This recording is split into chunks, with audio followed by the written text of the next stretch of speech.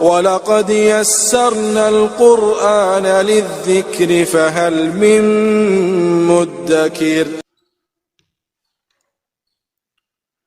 آج انشاءاللہ تعالی ہم سورۃ المائدہ کی آیت نمبر 48 پڑھتے ہیں اور اس کو سمجھنے کی کوشش کرتے ہیں۔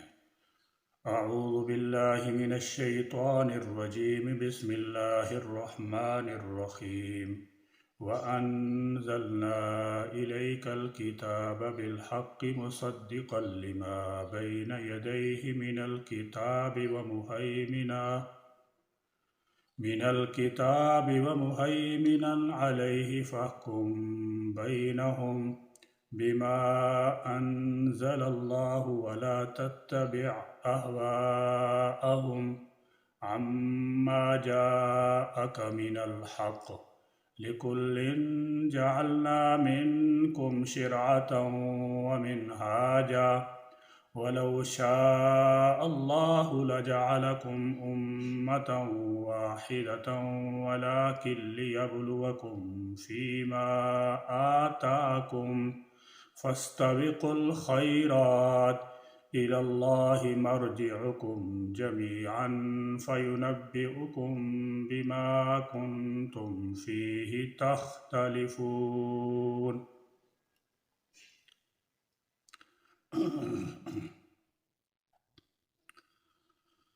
وَأَنزَلْنَا، اور ہم نے نازل کی، اِلَيْکَ، آپ کی طرف، الکتاب، یہ کتاب یعنی قرآن کریم، بالحق، حق کے ساتھ، مصدقاً، تصدیق کرنے والی ہے، لما، ان کی جو، بین یدی، اس سے پہلے تھیں، من الکتاب، کتابیں، ومہیمنا، اور یہ نگہبان ہے۔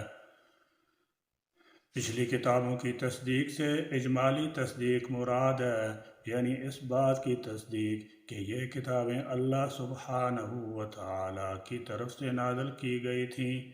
یہ اور بات ہے کہ بعد میں خود ان کتابوں کی پیروی کرنے والوں نے ان میں لفظی اور معنوی تبدیلیاں کر دی تھیں۔ اسی پس منظر میں قرآن مجید کو مہیمن، محافظ کہا گیا ہے، نگہبان کہا گیا ہے، یعنی پچھلی کتابیں ملاوٹوں اور امیشوں کی وجہ سے محفوظ نہیں رہیں۔ قرآن مجید سابقہ کتابوں کی بنیادی تعلیمات اور اس کی روح اور مقصد کا محافظ اور ان کو پرکھنے کے لیے پیمانہ ہے۔ اب قرآن پاک موجود ہے۔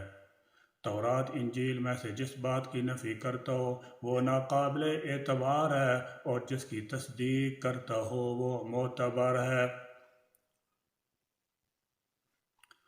علیہ، ان پر، فاحکم، چنانچہ آپ فیصلہ کریں، بینہم، ان کے درمیان، بما، اس کے مطابق جو، انزل، نازل کیا، اللہ، اللہ نے، ولا تتبع، اور نہ آپ پیروی کریں، اہواءہم، ان کی خواہشات کی، عما، اس کو نظر انداز کر کے جو، جاءک، آیا آپ کے پاس، من الحق، حق، لکل، ہر ایک گروہ کے لیے۔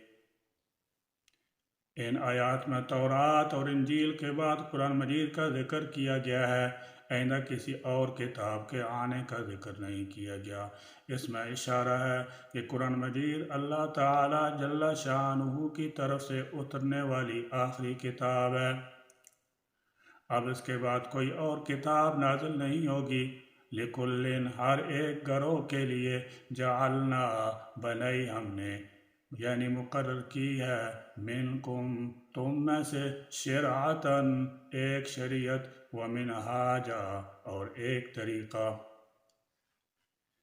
شریعت کا لفظی معنی گھاٹ ہے۔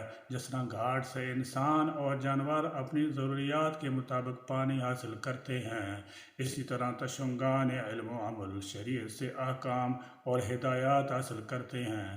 اللہ سبحانہ وتعالی نے انسان کو اکیلا کبھی نہیں چھوڑا، ہمیشہ رہنمائی کے لیے انہی میں سے کسی کو ان کا راہبر بناتا رہا۔ جس کو رسول یا پیغمبر کہا جاتا ہے، وہ رسول یا پیغمبر ان کو دین تو ایک ہی بتاتا تھا مگر شریعت مختلف ہوتی تھی۔ شریعت کا مطلب یہ بھی ہے دین کو جاری رکھنے کے لیے وہ روشن راستہ جو رسول بتائے، کیونکہ دین تو بڑی ہی وسیع چیز ہے۔ وَلَوْ اور اگر شاء اللہ چاہتا اللہ لَجَعَلَكُمْ تو بنا دیتا تم سب کو اُمَّةً واحدہ ایک ہی امت، وَلَٰكِن اور لیکن لِيَبْلُوَكُمْ تاکہ تمہیں آزمائے فیما اس کتاب میں جو آتاکم اس نے تمہیں دی۔ اب اللہ رب العزت کی قدرت کا ذکر ہو رہا ہے کہ اس کے لیے کوئی بھی بات ہرگز مشکل نہیں، وہ چاہتا تو شروع سے لے کر آج تک ایک ہی امت بنا دیتا، یعنی ایک ہی معیار کے، ایک ہی رہن سہن اور ایک ہی طریقہ سلیقہ انسان کو دے دیتا، مگر یہ اس کی مرضی اور حکمت کے خلاف تھا کہ اس نے انسان کو اس طرح رکھا۔ ایک بڑی مصلحت اللہ تعالیٰ جل شانہ یہ بتاتی ہیں کہ اگر ایک ہی امت بنا دی جاتی تو پھر اچھے اور برے کا امتحان کیسے لیا جاتا۔ اللہ تعالیٰ نے انسان کو عقل اور ارادہ دے دیا اور رہنمائی کے لیے رسول مبعوث فرمایا۔ اب راہ اختیار کرنا یہ بندے پر چھوڑ دیا کہ جو نیک پرہیزگار اور مخلص بندے ہیں وہ تو رسول کی کہی ہوئی بات پر چلیں گے، اس کی کتاب پر پابندی سے عمل کریں گے، مگر جو ہٹ دھرم، نافرمان اور بیوقوف لوگ ہیں وہ نہ تو رسول کی بات سنیں گے اور نہ نیک راہ اختیار کریں گے۔ فَاسْتَبِقُوا پس آگے بڑھو الخیرات نیکیوں میں، اِلَى اللہ ہی کی طرف۔ اللہ تعالیٰ کے احکام کا ایک حصہ ایمانیات سے متعلق ہے، جیسے توحید، رسالت، آخرت، جنت، دوزخ وغیرہ۔ اس سلسلے میں تمام انبیاء علیہم السلام کی تعلیمات یکساں رہی ہیں۔ دوسرا حصہ احکام کا ہے جو عملی زندگی سے متعلق ہیں، جیسے نکاح و طلاق، لباس اور کھانے پینے وغیرہ سے متعلق حلال و حرام۔ یہ مختلف امتوں میں ان کی صلاحیت اور ضرورت کے لحاظ سے من جانب اللہ بدلتے رہے ہیں۔ اس دوسرے قسم کے احکام کو شرعتاً اور منہاج سے تعبیر کیا گیا ہے۔ مولانا عبد الماجد دریابادی رحمۃ اللہ علیہ کے بقول شرع سے مراد وہ احکام ہیں جو براہ راست کتاب اللہ سے ثابت ہوں، اور منہاج سنت نبوی سے ثابت ہونے والے احکام ہیں۔ رسول اللہ صلی اللہ تعالی علیہ وسلم چونکہ آخری نبی ہیں، اس لیے آپ صلی اللہ تعالی علیہ وسلم کی لائی ہوئی شریعت قیامت تک کے لیے ہے۔ مختلف شریعتوں میں احکام کا فرق اصل میں انسان کی مصلحتوں پر مبنی ہے۔ حضرت آدم علیہ السلام کی شریعت میں سگی بہن سے نکاح کی اجازت تھی۔ اگر یہ اجازت نہ ہوتی تو نسل انسانی کی افزائش ممکن نہ ہوتی، کیونکہ اس وقت سارے لوگ ہی بھائی بہن تھے۔ بعض شریعت میں مجسمہ سازی کی اجازت تھی۔ ممکن ہے کہ پتھر کے دور میں سمجھنے اور سمجھانے کے لیے یہ ایک ضرورت رہی ہو، لیکن اس فرق اور اس تبدیلی کی ایک اور حکمت کا بھی اللہ تعالیٰ نے ذکر کیا، اور وہ یہ ہے کہ انسان جب ایک خاص حکم پر عمل کا عادی ہو جاتا ہے، وہ عمل سماج میں روایت و رواج کا درجہ حاصل کر لیتا ہے، تو اس کا ترک کرنا طبیعت پر گراں گزرتا ہے۔ پس اللہ تعالیٰ جل شانہ نے مختلف شریعتوں میں بعض احکام کی تبدیلی کے ذریعے اپنے بندوں کی سمع و طاعت کا امتحان بھی لینا چاہتے تھے۔ وہ حکم الہی کے سامنے سر جھکاتا ہے یا اپنی طبیعت خواہش کے تقاضوں پر عمل کرتا ہے۔ مرجعکم جمیعاً تم سب کو لوٹ کر جانا ہے، فینبئکم وہ تمہیں بتلا دے گا، بما کنتم فیہ جن باتوں میں تم تختلفون اختلاف کیا کرتے تھے۔ اللہ تعالیٰ جل شانہ نے آخری کتاب قرآن پاک اور آخری شریعت محمدی نازل فرمائی۔ اب قیامت تک تمام معاملات کے فیصلے کتاب اللہ اور شریعت محمدی کے مطابق ہی ہوں گے۔ پہلی شریعت اور موجودہ شریعت میں قدر اختلاف ہے، مگر وہ پہلی تمام شرائع منسوخ ہو چکی ہیں اور اب صرف یہی قابل عمل ہے۔ سورہ جاثیہ میں موجود ہے۔ ثم جعلناک علی شریعۃ من الامر فاتبعها ولا تتبع اہواء الذین لا یعلمون۔ سب سے آخر میں ہم نے آپ کو ایک شریعت پر مقرر کیا ہے، لہذا آپ اس کا اتباع کریں اور جاہل لوگوں کی خواہشات کے پیچھے نہ لگیں۔ اسی طرح یہاں پر بھی فرمایا لِكُلٍّ جَعَلْنَا مِنْكُمْ شِرْعَةً وَمِنْهَاجًا، ہم نے تم میں سے ہر ایک کے لیے ایک شریعت اور واضح راستہ مقرر کیا ہے۔ بنیادی دین تو تمام انبیاء علیہم السلام کا ایک ہی رہا ہے، تاہم دین کے فرع یعنی شریعت مختلف انبیاء علیہم السلام کے لیے مختلف تھی، یعنی سب انبیاء اور ان کی امتوں کا دین تو ایک تھا لیکن شریعتیں الگ الگ تھیں۔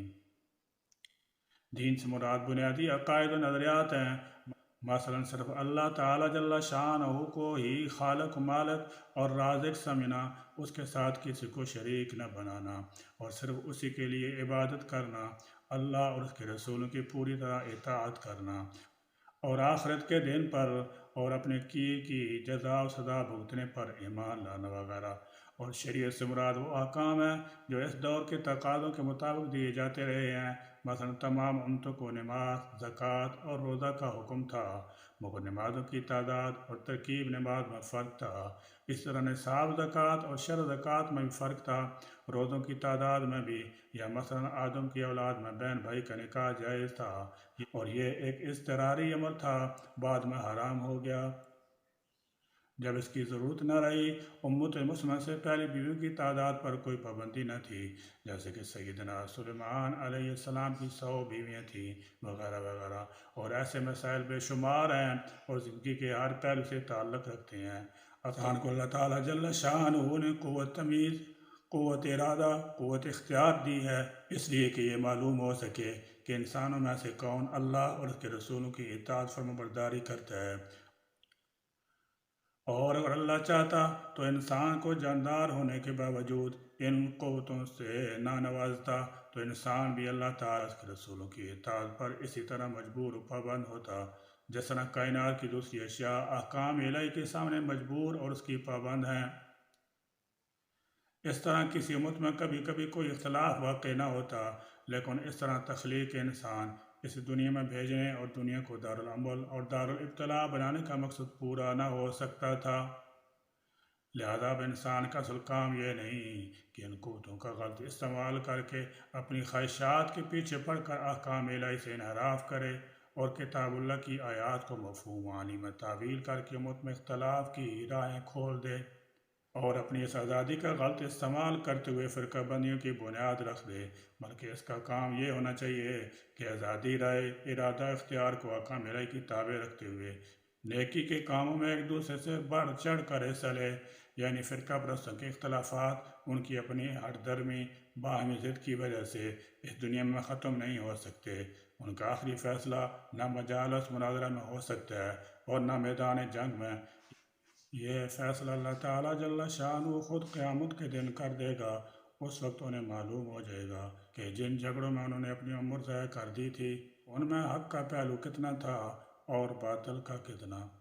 ربنا تقبل منا انک انت السمیع العلیم وتب علینا انک انت التواب الرحیم وآخر دعوانا ان الحمد للہ رب العالمین۔